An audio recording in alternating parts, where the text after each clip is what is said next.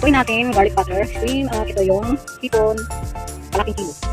Meron tayong sibuyas puti, luya, kalahating lemon, bawang, konting asin, at hot sauce, oyster sauce, asukal.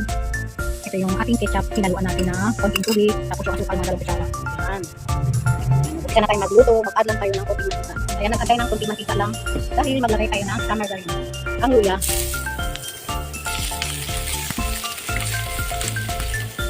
ang bawang, ang butter, yan, sa margarine, papalasa, ang sibuyas,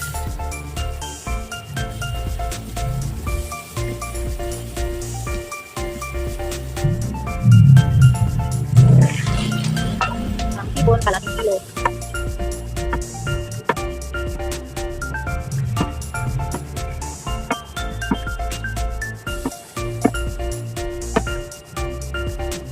ayan, pinakpan na natin saglit para mabalance na yung luto na.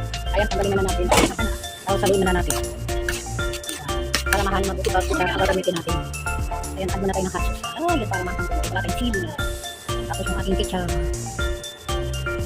Saluin mo na natin.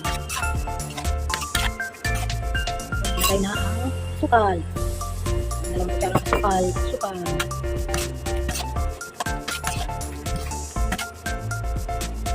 Pala tayo ng oyster sauce. Kunting asin. Haluin. Para magkalasa na sila. Pag nahalo, balas na yung mga kanto. Maka na kayo ng kalating lemon.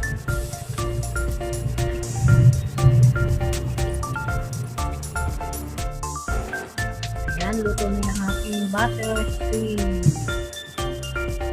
Kaya lang, margarine lang lagay natin.